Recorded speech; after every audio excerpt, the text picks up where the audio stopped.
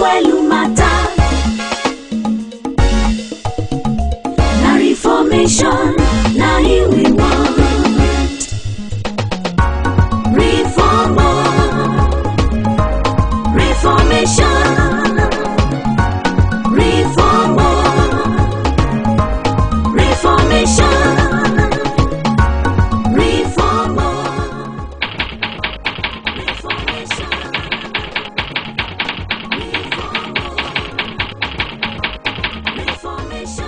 The government, through the NNPC, is the major operator in Nigeria's downstream sector, owning all the refineries, pipelines, depots and major infrastructure except petrol stations.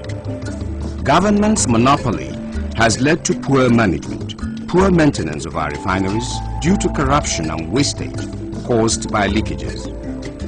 Our 4 refineries currently supply less than 10% of petrol consumed in Nigeria, and as such, government imports fuel at great costs. The pressure on the country's exchange rate due to the foreign exchange demand by oil importers has contributed to the scarcity of kerosene, diesel, and the high cost of pump price of fuel. The situation here is, as in getting kerosene is very high. Like since 8 o'clock I've been here to buy kerosene and it's after 2 now I can't buy. They are selling 20 litre now. What is at 200 naira? Understand? But you pay 500 commission for them. You understand? If you carry like 4 keg now, you give the 2,000 commission. You understand? It's not proper.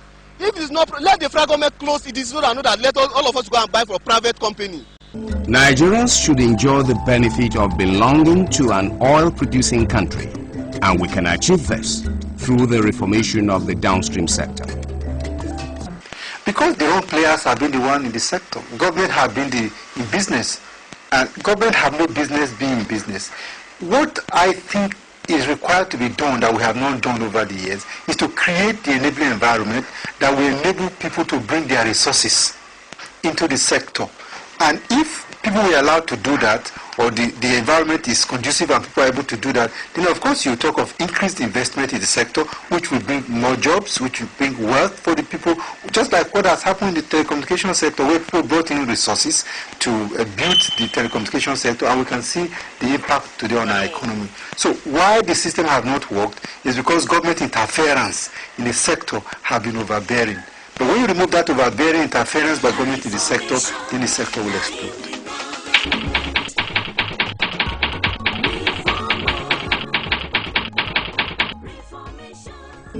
This means reducing government's undue participation in the downstream sector.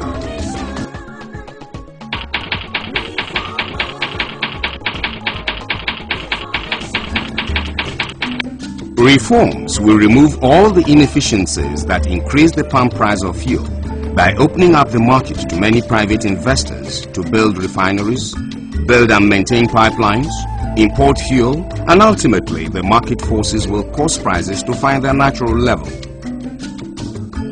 However, government will assume a regulatory role to maintain standards and control in the industry. To appreciate why the reform is necessary, consider the current situation with the telecommunication industry.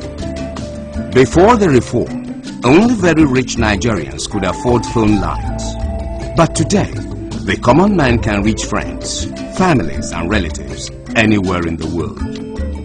Is it not better to fix the refineries than privatize? The simple answer is no. Given the failure to keep the refineries working, despite the billions spent on turnaround maintenance, it is clear that no half measures will work.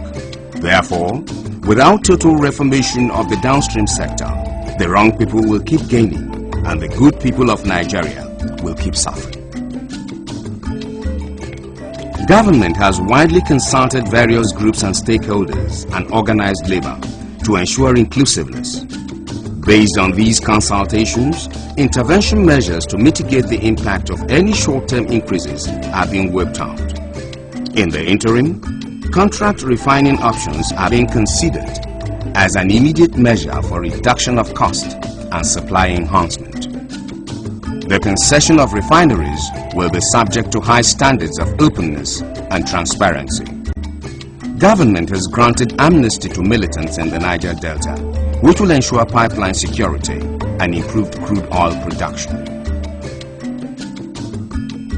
Over 1.2 trillion naira was spent on subsidy payments between 2006 and 2008, which is larger than the capital budget for the period. It could have financed 45,000 kilometers of roads, 5,000 megawatts of power, and 615,000 blocks of classrooms. The benefit of subsidy does not get to most of the intended targets, the common man on the street. Rather, the real beneficiaries are few marketers, some importers who inflate prices, and smugglers who divert tons of oil to neighboring countries.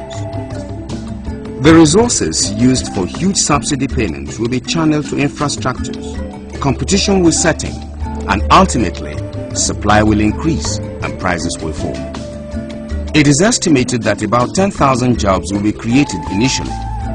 Moreover, the private sector will run the existing refineries more efficiently and profitably.